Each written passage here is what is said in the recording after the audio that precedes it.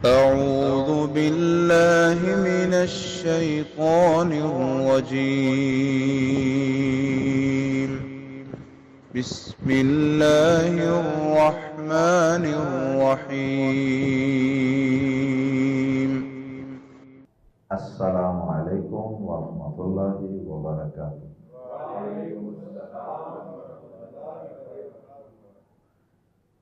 سورۃ النور آیت نمبر 11 سے قصہ شروع ہو رہا ہے حضرت عائشہ صدیقہ رضی اللہ تعالی عنہا پر بہتان لگانے کا۔ اس واقعے کو واقعہ افک بھی کہتے ہیں، اور افک کا معنی ہوتا ہے الٹا کرنا یا گھاڑ لینا، کیونکہ جو کسی پر بہتان تراشا جاتا ہے وہ حقیقت کے بالکل الٹ ہوتا ہے، اس لیے اسے افک بولتے ہیں۔ اس سے قبل کہ ہم ان آیات کا ترجمہ پڑھیں، ہم اس واقعے کو پہلے حضرت عائشہ رضی اللہ تعالی عنہا کی زبانی ہی سماعت فرماتے ہیں۔ صحیح بخاری میں یہ واقعہ امام بخاری رحمہ اللہ نے نقل فرمایا ہے۔ یہ واقعہ پہلے سماعت فرما لیجیے، اس کے بعد پھر ان آیات کا ترجمہ اور تفسیر صحیح طرح ہمیں سمجھ آئے۔ واقعہ کچھ یوں ہے، اور یہ حضرت عائشہ رضی اللہ تعالی عنہا ہی کی زبانی ہے۔ وہ فرماتی ہیں کہ پیارے نبی صلی اللہ علیہ وسلم کا یہ معمول تھا کہ آپ جب بھی سفر پہ روانہ ہوتے تو اپنی بیویوں میں سے کسی ایک بیوی کو بذریعہ قرعہ اندازی اپنے ساتھ لے جایا کرتے تھے، اور پھر وقت گزرتا رہا۔ فرماتی ہیں کہ ایک غزوہ تھا، غزوہ بنو مستلق۔ اس غزوہ میں، اس جنگ میں رسول اللہ صلی اللہ علیہ وسلم نے روانگی سے پہلے قرعہ اندازی کی، تو اس میں میرا یعنی عائشہ رضی اللہ تعالی عنہا کا نام نکل آیا، لہذا اس سفر میں میں روانہ ہو گئی۔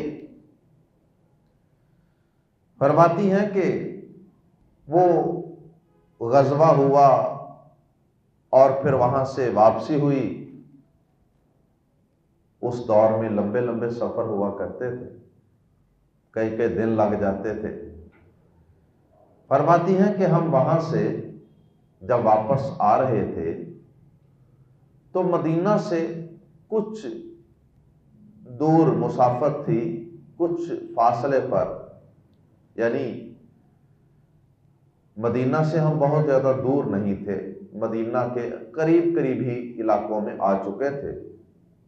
رات کا وقت تھا اور وہاں پڑاؤ ڈالا گیا، کیونکہ لمبے سفر ہوتے تھے تو بار بار راستے میں سٹے کرنا پڑتا تھا۔ رات کو وہاں پڑاؤ ڈالا گیا، یعنی سٹے ہوا، اور پھر کچھ وقت کے بعد اللہ کے رسول صلی اللہ علیہ وسلم نے فرمایا کہ چلیں اب روانگی کے لیے تیار ہو جائیں، الرٹ ہو جائیں۔ سب لوگ اپنا سامان وغیرہ سمیٹنے لگے، تو فرمانے لگی کہ میں اپنے ہودج کے اندر ہی بیٹھی ہوئی تھی۔ وہ جو ڈولی ہوتی تھی پہلے وقتوں میں،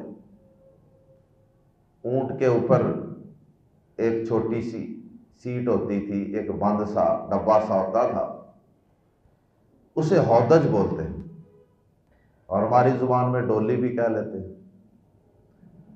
فرمانے لگی کہ میں اس میں بیٹھی ہوئی تھی، اور کچھ صحابہ کی ڈیوٹی تھی جو اس کو پکڑ کر نیچے رکھتے تھے، جب پڑاؤ ڈالنا ہوتا تھا نیچے اتار دیتے تھے تاکہ اگر میں نے نیچے اترنا ہے تو اتر سکوں۔ تو فرمانے لگی کہ انہوں نے یہ سمجھا کہ عائشہ رضی اللہ تعالی عنہا اس عہدے کے اندر ہی موجود ہے، جبکہ اعلان ہونے کے بعد میں اس سے نیچے اتری، سوچا کہ چلو میں قضائے حاجت سے فارغ ہو لوں، کیونکہ اب دوبارہ پتہ نہیں کب پڑاؤ ہوگا۔ جیسے اکثر ہوتا ہے، ہمارے ہاں بھی ایسے ہوتا ہے سفر کے دوران، کہ جب یہ پتہ چلتا ہے نا کہ اب نکلنے لگے ہیں تو ہر ایک کو یاد آ جاتا ہے کہ میں ذرا ٹوائلٹ چکر لگا لوں، پیشاب پخانے سے فارغ ہو جاؤں۔ حضرت عائشہ رضی اللہ تعالی عنہا فرماتی ہیں کہ میں قضائے حاجت کے لیے اس عہدے سے اتری اور قضائے حاجت کے لیے نکل گئی۔ فرماتی ہیں کہ میرا ایک ہار تھا بڑا قیمتی، وہ ہار ٹوٹا اور وہ نیچے گر گیا، بڑا قیمتی ہار تھا نگینوں والا۔ فرماتی ہیں کہ میں اسے تلاش کرنے لگی، تو تلاش کرنے کے بعد تلاش کرنے میں کچھ وقت زیادہ لگ گیا، قضائے حاجت پہ جتنا ٹائم لگنا تھا اس سے زیادہ وقت لگ گیا،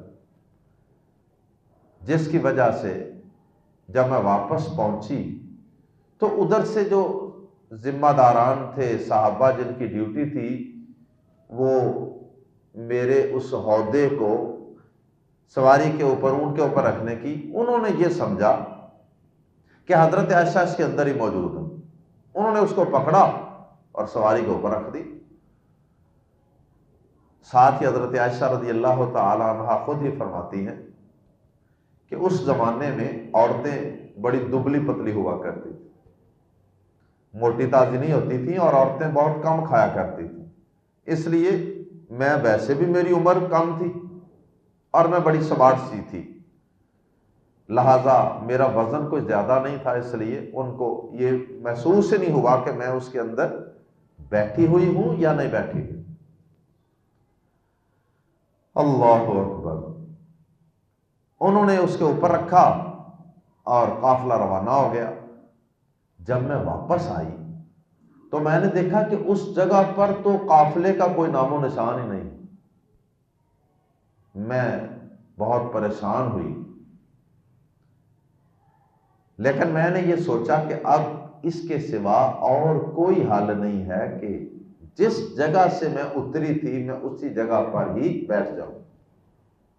جب ان کو پتہ چلے گا کہ میں اس عہدے کے اندر موجود نہیں ہوں تو وہ یقیناً واپس آئیں گے اور اسی جگہ آئیں گے، اور یہ اصول بھی یہی ہے کہ جب آپ اپنے قافلے سے بچھڑ جائیں، آپ کو رستے کی سمجھ نہ آئے تو پھر اسی جگہ ٹھہر جائیں تاکہ لوگ آپ کو آ کر وہیں سے وصول کر لیں۔ فرماتی ہیں حضرت عائشہ رضی اللہ تعالی عنہا کہ میں اسی جگہ بیٹھ گئی، اور بیٹھے بیٹھے ظاہر ہے کہ اس میں چند منٹ تو لگنے نہیں تھے ان کے واپس آنے۔ کہتی ہیں کہ میں وہیں پتھر کے ساتھ ٹیک لگائی اور بیٹھے بیٹھے انتظار میں سو گئی، میری آنکھ لگ گئی۔ اب جب آنکھ لگی تو نبی پاک صلی اللہ علیہ وسلم نے، ایک صحابی تھے جن کا نام تھا صفوان رضی اللہ تعالی عنہ کی ڈیوٹی لگائی ہوئی تھی کہ آپ نے قافلے کے پیچھے رہنا ہے۔ وہ قافلے سے کچھ پیچھے رہا کرتے تھے، قافلہ روانہ ہونے کے بعد بھی وہ سارے ایریے کو دیکھتے تھے، کیونکہ قافلے کافی بڑے ایریے پر پھیلتے تھے، پڑاؤ ڈالتے تھے، تو ان کا مقصد یہ ہوتا تھا پیچھے رکھنے کا کہ کوئی سامان، کوئی چیز، کوئی پیچھے رہ نہ جائے کسی کی۔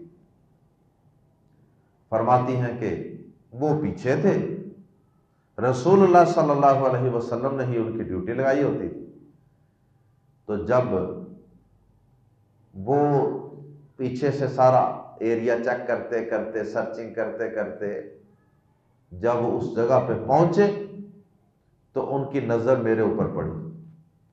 حضرت عائشہ رضی اللہ تعالیٰ عنہ فرماتی ہیں کہ یہ واقعہ چونکہ حجاب کا، پردے کا حکم نازل ہونے کے بعد کا ہے، اس لیے حضرت صفوان رضی اللہ تعالی عنہ نے چونکہ پردے کا حکم نازل ہونے سے پہلے مجھے دیکھا ہوا تھا، تو وہ مجھے پہچانتے تھے کہ یہ نبی پاک صلی اللہ علیہ وسلم کی زوجہ محترمہ ہے اور ابو بکر صدیق رضی اللہ تعالی عنہ کی لخت جگر ہے۔ بہرحال کہتے ہیں کہ اب تو پردے کا حکم نازل ہو چکا تھا، تو فرماتی ہیں کہ وہ جب یہاں آئے ان کی نظر میرے اوپر پڑی کہ یہ تو ام المومنین عائشہ رضی اللہ تعالی عنہا، تو فرماتی ہیں کہ ان کے منہ سے بے اختیار انا للہ و انا الیہ راجعون نکلا کہ یہ کیا بنا کہ یہ حضرت عائشہ اکیلی پیچھے رہ گئی۔ انا للہ انہوں نے پڑھا، کہتی ہیں کہ ان کے انا للہ و انا الیہ راجعون پڑھنے سے میری آنکھ کھل گئی، میں نے بھی پہچان لیا کہ یہ صفوان رضی اللہ تعالی عنہ۔ اللہ اکبر۔ حضرت عائشہ رضی اللہ تعالی عنہ فرماتی ہیں کہ اللہ کی قسم حضرت صفوان نے انا للہ و انا الیہ راجعون کے علاوہ نہ میرے سے کوئی بات کی، نہ میں نے ہی ان سے کوئی بات کی، اور انہوں نے اپنی سواری کو نیچے بٹھا دیا اور اس کے اگلے پاؤں پر اپنا قدم رکھ دیا، تو گویا کہ میں خود ہی سمجھ گئی کہ ان کے کہنے کا مقصد یہ ہے کہ اب سواری پہ بیٹھ جائیں۔ فرماتی ہیں کہ میں سواری پہ بیٹھ گئی، اب وہ اس کی اونٹ کی نکیل پکڑے ہوئے آگے آگے پیدل چل رہے ہیں اور میں سواری کے اوپر بیٹھی۔ یہ سلسلہ چلتا رہا۔ واقعے کو آگے بڑھانے سے پہلے ضمناً یہاں پر حضرت عائشہ رضی اللہ تعالیٰ عنہ نے ایک بڑی قیمتی بات کی تھی، انہوں نے تو ضمناً واقعے کے اندر بیان کی، لیکن اس سے ایک بڑا انتہائی اہم مسئلہ بھی سمجھ آتا ہے۔ حضرت عائشہ فرماتی ہیں کہ جب حضرت صفوان کی نظر میرے چہرے پہ پڑی اور انہوں نے انا للہ پڑھا اور میری آنکھ کھلی، تو کہتی ہیں کہ میں نے جو پہلا کام کیا وہ یہ تھا کہ میں نے اپنا چہرہ کپڑے سے ڈھانپ لیا، کیونکہ فرماتی ہیں یہ واقعہ پردے کا حکم نازل ہونے کے بعد کا تھا، اس لیے فوراً چہرہ ڈھانپ لیا۔ تو اس سے کیا معلوم ہوا کہ عورت کے لیے چہرے کا پردہ یہ ضروری ہے، اور یہ حجاب اور پردے کے حکم کا تقاضا ہے۔ یہ جو بعض لوگوں کا موقف ہے کہ عورت کے لیے چہرے کا پردہ کوئی ضروری نہیں ہے، یہ موقف انتہائی کمزور موقف، یہ عقل کے بھی خلاف ہے اور نقل کے بھی خلاف۔ بہرحال یہ اس واقعے سے ضمناً مسئلہ معلوم ہوتا ہے چہرے کے پردے کا، ورنہ حضرت عائشہ رضی اللہ تعالی عنہا کو اپنا چہرہ فوراً ڈھانپنے کی ضرورت نہیں، جو ہی پتا چلا کہ کوئی غیر محرم مرد آ گیا فوراً چہرہ ڈھانپ لیا۔ اللہ اکبر۔ اس کے بعد فرماتی ہیں کہ ہم چلتے رہے یہاں تک کہ وہ جو قافلہ تھا نا وہ مدینہ کے اور قریب پہنچ چکا تھا، اور انہوں نے وہاں جا کر دوپہر کے وقت ایک اور مقام پر پڑاؤ ڈال لیا۔ فرماتی ہیں کہ عین دوپہر کے وقت ہم وہاں پہنچے، تو فرماتی ہیں کہ جب ہم وہاں پہنچے تو جنہوں نے تباہ و برباد ہونا تھا وہ تباہ و برباد ہو گئے۔ کیا مطلب کہ جب دن کی روشنی میں دوپہر کے وقت صفوان رضی اللہ تعالیٰ عنہ کو نکیل پکڑتے ہوئے اور مجھے سواری کے اوپر بیٹھتے ہوئے سب نے اس قافلے کے اندر داخل ہوتے ہوئے دیکھا، تو سب کا امتحان شروع ہو گیا۔ جنہوں نے تباہ ہونا تھا وہ تباہ ہو گئے۔ کیا مطلب کہ ان کے دل میں غلط بات آئی اور انہوں نے ہمارے اوپر بہتان لگا دیا کہ لو جی یہ اکیلے پیچھے سے آ رہے ہیں اور یہ تھا اور وہ تھا اور جمع اور تفریق اور دس اینڈ دیٹ اپنی طرف سے سب تخمینے لگانا شروع کر دیے، اور فرماتی ہیں کہ یہ سب بہتان بازیاں کرنے والوں کا جو سردار تھا وہ رئیس المنافقین، منافقوں کا سردار عبداللہ بن ابی تھا۔ اس نے سب سے پہلے یہ کام کیا، منافق تو پہلے ہی اس کے ساتھ تھے، لیکن کچھ سادہ لو مسلمان بھی ان کے اس پروپیگنڈے کا اور اس بہتان درازی کا شکار ہو گئے۔ اللہ اکبر، جن میں ایک مشہور نام تھا مصطح رضی اللہ تعالی عنہ۔ یہ حضرت عائشہ ابو بکر صدیق رضی اللہ تعالی عنہ کے رشتہ دار بھی تھے، اور ابو بکر صدیق رضی اللہ تعالی عنہ باقاعدہ ان کے ساتھ باقاعدہ ریگولرلی تعاون بھی کرتے تھے، کیونکہ ماڑے بندے تھے تو مالی تعاون بھی کیا جاتا تھا۔ اس کے باوجود بھی وہ ان منافقین کے اس پروپیگنڈے کا شکار ہو گئے۔ حضرت عائشہ رضی اللہ تعالی عنہ فرماتی ہیں کہ خیر جو بھی ہونا تھا، ابھی تو بات خفیہ خفیہ طریقے سے چل رہی تھی، لوگوں کے دلوں میں چل رہی تھی یا کانوں میں کسر کسر کرتے ہوں گے۔ قافلہ چلا وہاں سے اور مدینہ پہنچ گیا۔ فرماتی ہیں کہ میں جاتے ہی بیمار ہو گئی۔ ویسے ہی حضرت عائشہ رضی اللہ تعالی عنہ کو ابھی کچھ نہیں پتا کہ یہ میرے اور صفوان کے بعد میں آنے سے لوگوں نے کیا قیامت ڈال دی ہے۔ بچی تھی، کم عمر تھی، وہم و گمان میں بھی نہیں تھا۔ فرمانے لگی کہ میں سفر کی وجہ سے بیمار ہو گئی، مدینہ میں جا کر تقریباً 1 مہینہ بیمار رہے۔ اللہ اکبر۔ فرماتی ہیں کہ تہمت لگانے والے تہمت لگاتے رہے اور لوگوں میں اس کا چرچا کرتے رہے، لیکن مجھے اس کی خبر تک نہ ہوئی۔ فرماتی ہیں کہ صرف ایک چیز مجھے محسوس ہوئی کہ پیارے نبی صلی اللہ علیہ وسلم کا جو محبت کا اور مہربانی کا انداز میرے ساتھ بیماری میں پہلے ہوا کرتا تھا نا، وہ مجھے اس بیماری میں نظر نہیں آ رہا۔ پیارے نبی صلی اللہ علیہ وسلم بیماری کی حالت میں میرے ساتھ خصوصی شفقت فرمایا کرتے تھے، خصوصی مہربانی، محبت، پیار، لیکن مجھے وہ اس دفعہ نظر نہیں آتا۔ نبی صلی اللہ علیہ وسلم تشریف لاتے، میرے پاس آتے اور بس ایک فارمل سا رسمی سا حال احوال پوچھتے اور چلے جاتے۔ ایک ہوتا ہے پاس بیوی کے پاس بیٹھنا اور اس کے ساتھ بیٹھ کر اس کو اچھی طرح تسلی دینی، وہ معاملہ نہیں تھا۔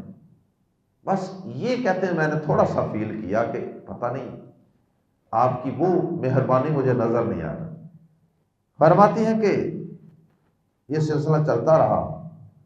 کہتی ہیں کہ ایک رات ایسے ہوا کہ میں اور مدینہ کی کچھ اور عورتیں، جن میں مصطح رضی اللہ تعالی عنہ جو کہ بدری صحابی تھے، کہتی ہیں کہ وہ بھی تھی ساتھ، ان کی والدہ مصطح کی والدہ بھی تھی اور مدینہ کی کچھ اور عورتیں، تو ہم باہر قضائے حاجت کے لیے نکلے۔ اور فرماتی ہیں کہ اس دور میں ابھی گھروں کے قریب قضائے حاجت بنانے کا رواج نہیں تھا، اس کی بدبو وغیرہ کی وجہ سے ہم گھروں سے دور جایا کرتے تھے رفع حاجت کے لیے۔ فرماتی ہیں کہ ہم جا رہے تھے یا آ رہے تھے تو رستے میں حضرت مصطح کی والدہ، ان کی چادر وغیرہ کہیں پاؤں کے ساتھ اڑی اور وہ پھسلی گری، تو کہنے لگی کہ مصطح ہلاک ہو گئے۔ مصطح کو شاید انہوں نے کوئی برا بلا کہا جب گری نا، تو حضرت عائشہ رضی اللہ تعالی عنہ فرماتی ہیں کہ میں نے کہا اماں جی کیا کر رہی ہیں؟ مستہ کے بارے میں آپ نے کیسے غلط الفاظ بول دیے؟ وہ آپ کو پتا ہے بدری صحابی، یعنی بدری صحابہ کو صحابہ میں خاص مقام حاصل ہوتا ہے۔ فرماتی ہیں کہ میں نے کہا آپ جانتی ہیں کہ وہ بدری صحابی ہے، آپ کیسی بات کر رہی ہیں؟ حضرت عائشہ فرماتی ہیں کہ پھر مجھے مستہ کی والدہ نے کہا کہ اے عائشہ تجھے پتہ نہیں ہے کہ اس مستہ نے کیا کیا ہے؟ فرماتی ہیں کہ پھر انہوں نے مجھے وہ جو تہمت کی باتیں تھیں جو مدینہ میں مشہور تھیں، پورے مدینہ میں جو باتیں چل رہی تھیں، کہتے کہ انہوں نے مجھے وہ باتیں بتائیں تو فرمانے لگی کہ میں ابھی بیمار تھی، میری بیماری میں اور اضافہ ہو گیا۔ اللہ اکبر۔ میں گھر گئی، نبی پاک صلی اللہ علیہ وسلم سے سلام دعا کے بعد کہا کہ کیا آپ مجھے اجازت دیتے ہیں کہ میں اپنے والدین کے گھر چلی جاؤں؟ بیٹیوں کو جب کوئی تکلیف ہوتی ہے نا تو پھر وہ اپنے والدین کے پاس جایا کرتی ہیں۔ فرماتی ہیں کہ جب مجھے پتا چلا کہ اس طرح کی سچویشن ہے تو میں نے آپ سے اجازت طلب کی کہ مجھے آپ اجازت دیتے ہیں کہ میں اپنے والدین کے گھر چلی جاؤں؟ آپ نے مجھے اجازت دے دی اور میں اپنے والدین کے گھر چلی گئی۔ فرماتی ہیں کہ میرا مقصد وہاں جانے کا یہ تھا کہ میں وہاں اپنے والدین سے ذرا اس بات کی تحقیق کروں کہ واقعہ کیا ہے، ماجرا کیا ہے، کیونکہ اللہ کے نبی صلی اللہ علیہ وسلم سے حیا کی وجہ سے میں یہ بات کھل کر نہیں کر سکتی۔ کہنے لگی کہ میں نے اپنی والدہ سے کہا کہ اماں جان یہ لوگ میرے بارے میں کیا باتیں کر رہے ہیں، آپ کو اس کا علم ہے؟ فرمانے لگی کہ والدہ نے کہا کہ بیٹا don't worry, don't be sad, پریشان نہ ہو، رنج نہ کرو، غم نہ کرو، اس لیے کہ اکثر ایسا ہوتا ہے کہ جب کوئی عورت خوبصورت ہو اور اس کا خامد بھی اس سے شدید محبت کرتا ہو اور پھر اس عورت کی سوکنیں بھی ہوں تو پھر لوگ اس کے خلاف بہت کچھ کیا کرتے ہیں کہ والدہ ماجدہ نے بہت اچھے طریقے سے حوصلہ دیا کہ آپ خوبصورت بھی ہیں اور نبی پاک صلی اللہ علیہ وسلم آپ سے محبت بھی بہت کرتے ہیں اور آپ کی سوکنیں بھی ہیں، تو آپ کے ساتھ حسد بغض یہ ایک بنیادی چیز ہے، تو اس وجہ سے آپ پریشان ہو۔ اللہ اکبر۔ کہتی ہیں کہ میں نے کہا سبحان اللہ، لوگوں نے اس خبر کا چرچا بھی کر دیا ہے، یعنی یہ خبر پھیل بھی گئی ہے۔ فرماتی ہے کہ میں ساری رات روتی رہی اور میری آنکھوں سے نیند اڑ چکی تھی۔ فرماتی ہیں کہ ادھر رسول اللہ صلی اللہ علیہ وسلم نے مشورہ لینا شروع کیا صحابہ۔ فرماتی ہیں کہ نبی پاک صلی اللہ علیہ وسلم نے اس کے لیے بطور خاص 2 لوگوں کا انتخاب کیا، ایک اسامہ بن زید رضی اللہ تعالیٰ عنہ جو آپ کے منہ بولے بیٹے تھے، اور دوسرے حضرت علی بن طالب رضی اللہ تعالیٰ عنہ جو آپ کے چچا کے بیٹے تھے۔ ان دونوں کو بلایا۔ حضرت اسامہ سے جب پوچھا تو انہوں نے کہا اللہ کے رسول صلی اللہ علیہ وسلم وہ آپ کی اہلیہ ہے، وہ آپ کی زوجہ محترمہ ہے، اور اللہ کی قسم ہم ان کے متعلق خیر اور بلائی کے علاوہ کچھ نہیں جانتے۔ آپ ان سے رائے لے رہے تھے کہ آپ اس کے متعلق، اس کے کریکٹر کے متعلق کیا جانتے ہیں؟ کوئی ایسی ویسی کوئی چیز آپ نے کبھی دیکھی ہے اس میں؟ اور حضرت علی رضی اللہ تعالی عنہ نے کہا اے اللہ کے نبی صلی اللہ علیہ وسلم، آپ کے لیے عورتوں کی کوئی کمی نہیں ہے، اگر کوئی ایسی ویسی بات ہے تو اللہ نے آپ کے لیے کوئی عورتوں میں کمی رکھی ہے، اور بڑی عورتیں ہیں۔ لیکن حضرت علی رضی اللہ تعالی عنہ نے حضرت عائشہ کے بارے میں کوئی بری بات نہیں کہی، صرف آپ کو تسلی دی کہ اگر ایسی ویسی کوئی بات ہے تو آپ کے لیے کوئی عورتوں کی کمی تو نہیں ہے، لیکن آپ یوں کریں حضرت بریرہ سے پوچھیں، حضرت بریرہ رضی اللہ تعالی عنہا جو ہیں یہ لونڈی تھی، تو گھر میں کام کاج کرتی تھی، اس لیے آپ نے اس کو بلایا۔ جب ان کو بلایا، ان سے پوچھا کہ تم عائشہ کے متعلق کیا کیا جانتی، کیسی، کوئی ایسی ویسی کوئی تمہیں شک شبہ کبھی نظر آیا؟ اللہ اکبر۔ انہوں نے کہا اللہ کے نبی صلی اللہ علیہ وسلم، عائشہ تو ایک بولی بالی بچی ہے، وہ تو آٹا گوندھ کے رکھتی ہے، سو جاتی ہے، اور اس کو آٹا سنبھالنا یاد نہیں رہتا، بکری آگے کھا جاتی ہے، اتنی بولی بالی۔ میں عائشہ کے متعلق ایسی کوئی بری بات نہیں جانتی۔ اللہ اکبر۔ اس کے بعد حضرت عائشہ رضی اللہ تعالی عنہا فرماتی ہیں کہ پیارے نبی صلی اللہ علیہ وسلم منبر پر تشریف لائے، آپ نے خطبہ دیا، اور خطبے کے بعد کہا، مسلمانوں، اس آدمی کے مقابلے میں کوئی شخص تم میں سے ہے جو میری حمایت کرے اور میری مدد کرے؟ جس شخص نے مجھے میرے گھر والوں کے متعلق اذیت دی ہے۔ اور آپ کا اشارہ کس کی طرف تھا؟ عبداللہ بن ابی، جو اس پوری تہمت اور یہ کہانی گڑھنے کا سرغنہ تھا۔ اللہ اکبر۔ نبی پاک صلی اللہ علیہ وسلم کو اس واقعے سے کتنی شدید تکلیف ہوئی۔ آپ نے جب اپنے قریبی لوگوں سے رائے بھی لے لی، اور آپ کے علم میں بھی کوئی بری بات نہیں تھی، اور لوگوں سے بھی رائے لے لی، مشورہ لیا، رائے لی، یہ رائے لینا، مشورہ لینا، یہ بھی سنت ہے۔ تو جب سب نے اچھے کومنٹس دیے، حضرت عائشہ رضی اللہ تعالی عنہا کی پاک دامنی بیان کی، تو نبی پاک صلی اللہ علیہ وسلم منبر پہ چڑھے، اور وہی آنے میں تاخیر ہو رہی تھی، وہی نہیں آ رہی تھی۔ نبی پاک صلی اللہ علیہ وسلم نے منبر پہ چڑھ کے جب یہ خطبہ دیا اور مدد مانگی اس شخص کے خلاف، تو سعد بن معاذ رضی اللہ تعالی عنہ کھڑے ہو کہنے لگے، اللہ کے رسول صلی اللہ علیہ وسلم، اللہ کی قسم میں آپ کی حمایت کے لیے اور آپ کی مدد کے لیے تیار ہوں۔ آپ بتائیے، اگر وہ ہمارے قبیلے کا کوئی شخص ہے، کیونکہ آپ نے نام نہیں لیا تھا اس شخص کا، فرمایا اگر تو وہ شخص کوئی ہمارے قبیلے کا ہے تو اللہ کی قسم آپ حکم کریں، میں اس کی گردن تن سے جدا کر دوں، اور اگر وہ دوسرے قبیلے کا ہے، یہ اوس اور خزرج دو قبیلے تھے، تو دوسرے قبیلے کا ہے تو پھر بھی آپ جو حکم کریں گے ہم تیار ہیں۔ اللہ اکبر۔ بہرحال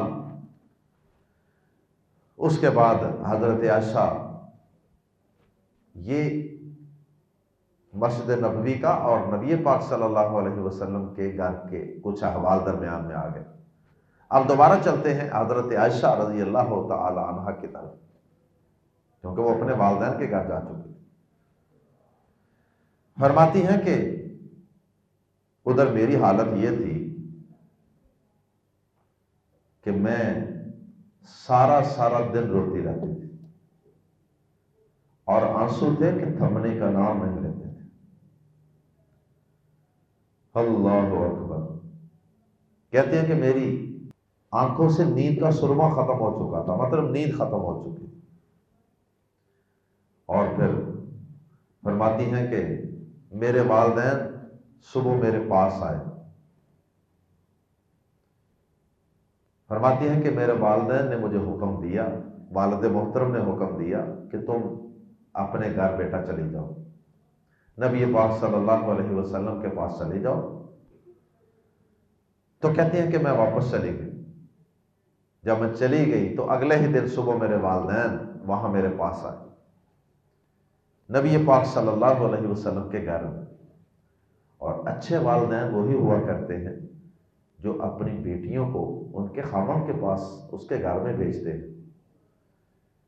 کسی وقت کوئی آپس میں اختلاف ہو جائے، کوئی جھگڑا ہو جائے، کوئی ناراضگی ہو بھی جائے، یہاں اگرچہ کوئی ناراضگی بھی نہیں تھی. تو اچھے والدین وہ ہوتے ہیں جو اپنی بیٹیوں کو ان کے گھروں میں بھیجتے ہیں کہ بیٹا جاؤ آپ وہاں. وہ والدین اچھے نہیں ہوتے کہ جو اپنی بیٹیوں کو چھوٹی چھوٹی باتوں پہ اپنے گھروں میں بٹھا لیتے ہیں کئی کئی مہینوں اور کئی کئی سالوں کے لیے. انہوں نے کہا کہ بیٹا اب تم نے یہاں کچھ دن رہ لیا ہے، اب تم واپس چلی جاؤ. حضرت عائشہ کہتی ہیں کہ میں وہاں چلی گئی تو میرے والدین اگلے دن صبح میرے پاس تشریف لائے. وہ میرے پاس بیٹھ گئے اور میں رو رہی ہوں. اللہ اکبر. فرماتی ہیں کہ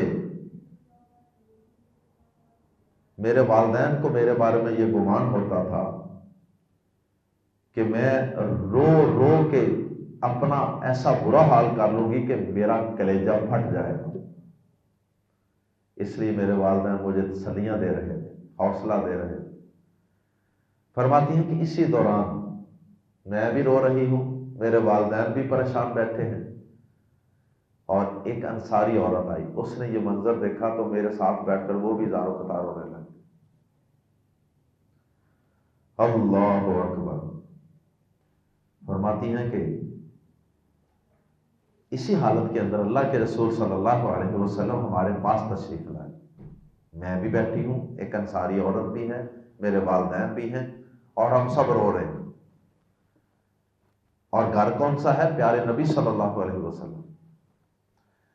فرماتی ہیں کہ اللہ کے نبی صلی اللہ علیہ وسلم گھر میں تشریف لائے. انہوں نے یہ منظر دیکھا تو آپ نے خطبہ پڑھا اور ساتھ کہا عائشہ انسان سے غلطی بھی ہو جاتی ہے، تو اگر تو نے ایسا کوئی جرم کوئی گناہ نہیں کیا تو اللہ تعالیٰ تیری برات ضرور نازل فرمائے، تیری پاک دامنی ضرور نازل فرمائے. اور عائشہ اگر تجھ سے کوئی غلطی کوئی گناہ ہو گئی ہے تو بندے سے جب گناہ ہو جائے اور اس پہ اس کو ندامت ہو، شرمندگی ہو، اور وہ اللہ سے توبہ کر لے تو اللہ تعالیٰ اسے معاف فرما دے. اللہ اکبر. فرماتی ہے کہ بس یہ جب آپ نے بات کر دی نا تو یہ بات تو میرے لیے اور زیادہ تکلیف کا باعث بنی کہ اللہ کے رسول نے بھی میرے بارے میں ایسی بات کر دی. بے شک آپ نے ایک نیوٹرل بات کی تھی، دونوں رخ بات کے بیان کی، لیکن فرماتی ہیں کہ مجھے اس کی توقع نہیں تھی کہ اللہ کے رسول مجھے توبہ کی تلقین کر رہے ہیں کہ اگر ایسی کوئی غلطی ہوئی ہے تو. فرماتی ہیں کہ یہ بات ایک بڑی ہی غمگین کر دینے والی بات تھی، اور اس کا میرے اوپر اثر یہ ہوا کہ میرے آنسو سوکھ گئے. پہلے روتی رہی تھی، اب یہ بات سن کے عجیب سا ریئیکشن پیدا ہوا کہ میرے آنسو سوکھ گئے. اللہ اکبر. تو کہتی ایک قطرہ میری آنکھوں میں نہیں رہا. میں نے اپنے والد محترم سے کہا، ابو بکر صدیق رضی اللہ تعالی عنہ سے کہا کہ ابا جان آپ جواب دیجئے اللہ کے رسول کو، جو انہوں نے بات کی ہے اس کا جواب آپ دیجئے. ماں کو اپنے والدین پہ تو پھر بڑا مان ہوتا ہے کہ میرا باپ میری پاک دامنی بیان کرے گا، میری ماں میری پاک دامنی بیان کرے گی. تو فرمانے لگی کہ میں نے کہا کہ ابا جان جواب دیجیے اللہ کے رسول کو. کہتی ہیں کہ حضرت ابو بکر رضی اللہ تعالیٰ عنہ نے آگے سے کہا، ابا جان نے کہا کہ بیٹا مجھے کوئی سمجھ نہیں آ رہی کہ میں اس کا کیا جواب دوں. کہتی میں نے پھر اپنی والدہ سے کہا اماں جان آپ جواب دیں. کہتی ہیں کہ اماں جان نے بھی کہا بیٹا مجھے کچھ سمجھ نہیں آ رہا کہ میں اس کا اللہ کے رسول کو کیا جواب دوں. یہ ان کا ادب و احترام بھی تھا کہ اللہ کے رسول صلی اللہ علیہ وسلم کو ہم کیا جواب دیں. اللہ اکبر. کہنے لگی کہ پھر میں نے خود ہی ہمت کی اور میں نے خود جواب دیا. کہتی ہے میں نے کہا اللہ کی قسم تم لوگوں نے میرے متعلق ایک ذہن بنا لیا، ایک بات تمہارے ذہنوں میں میرے متعلق جم گئی ہے اور وہ بات اب تمہارے ذہنوں سے نکلنے والی نہیں۔ اگر تو میں تمہاری جو ذہنوں کے اندر بات بیٹھی ہے نا، اس کے مطابق اگر میں تسلیم کر لوں کہ ہاں ایسا ہوا ہے، تو پھر تو مجھے سچا سمجھو، اور اگر میں کہوں کہ ایسا کچھ نہیں تو پھر تو مجھے جھوٹا سمجھو۔ تم نے ایک بات اپنے ذہنوں میں جما لی ہے، تو میں تو اللہ کی قسم وہی کہوں گی جو حضرت یعقوب علیہ السلام نے اپنے بیٹوں سے کہی تھی، فَصَبْرٌ جَمِيلٌ وَاللَّهُ الْمُسْتَعَانُ عَلَى مَا تَصِفُونَ، کہ میں صبر جمیل کروں، اور اللہ ہی سے مدد طلب کی جاتی ہے اس پر جو وہ کہہ رہے ہیں۔ تو جو کچھ لوگ کہہ رہے ہیں نا، میں صبر جمیل کرتے ہوئے اس پہ اللہ سے مدد طلب کرتی ہوں۔ اللہ اکبر۔ کہتی ہیں کہ اللہ کی قسم میرا یہ ہرگز گمان نہیں تھا، مجھے یہ یقین ضرور تھا کہ اللہ تعالیٰ میری پاک دامنی اللہ کے رسول صلی اللہ علیہ وسلم پر وحی کی شکل میں نازل فرمائے گا، لیکن مجھے یہ اندازہ نہیں تھا، کہ اللہ پاک میری پاک دامنی میں قرآن مجید کی آیات ہی نازل فرما دیں گے جو قیامت تک پڑھی جاتی رہے۔ کہتے مجھے اپنے متعلق یہ گمان ہرگز نہیں۔ کہتے ہیں کہ میرے دل میں میری شان اس سے کم تر تھی جو اللہ کی نظر میں تھی۔ اللہ اکبر۔ مجھے یہ تھا کہ آپ کو کوئی خواب آ جائے گا، آپ کو کسی طرح سے اللہ تعالیٰ آپ کے دل میں کوئی بات ڈال دیں گے۔ کہتی ہیں کہ اللہ کی قسم ابھی اللہ کے رسول صلی اللہ علیہ وسلم وہاں سے نکلے نہیں تھے اس مجلس سے، میرے والدین بھی اسی جگہ بیٹھے تھے، سب وہاں پہ، کوئی بھی نہیں نکلا کہ اللہ کے نبی صلی اللہ علیہ وسلم پر وحی کی کیفیت طاری ہو گئی۔ اللہ کے نبی صلی اللہ علیہ وسلم پر کہتی ہیں کہ سردی کا موسم تھا، سردی کا، اس کے باوجود آپ کے چہرہ مبارک سے پسینہ ٹپک رہا تھا جیسے موتی ٹپک رہے ہوتے ہیں۔ یہ اس وحی کی شدت کی وجہ سے آپ کی کیفیت ہوا کرتی تھی جب وحی اترتی تھی۔ کہتی ہیں کہ جب وحی ختم ہوئی تو نبی پاک صلی اللہ علیہ وسلم خوش تھے اور آپ ہنس رہے تھے، اور آپ نے فرمایا یا عائشہ تو ام اللہ عز وجل فقد برأکی، عائشہ اللہ پاک نے تیری برات نازل فرما دی، تیری پاک دامنی نازل فرما دی۔ کہتے کہ میری والدہ نے کہا کہ اٹھو، اللہ کے رسول صلی اللہ علیہ وسلم کی طرف اٹھو، گویا کہ آپ کا شکریہ ادا کرو۔ فرماتی ہے کہ میں نے کہا اے اماں جان، اللہ کی قسم میں اللہ کے علاوہ کسی کا شکریہ ادا نہیں کروں، کیونکہ میرا ساتھ صرف اللہ نے دیا ہے، اور تو اور میں سے کسی نے میرا ساتھ نہیں دیا۔ تو پھر یہ آیات نازل فرمائی اللہ پاک نے سورہ نور کی آیت نمبر 11 سے 20 تک۔ ان آیات کا ترجمہ اور مختصر تفسیر انشاءاللہ ہم پڑھیں گے آئندہ۔ سبحانک اللہم و بحمدک اشہد ان لا الہ الا انت استغفرک و اتوب الیک۔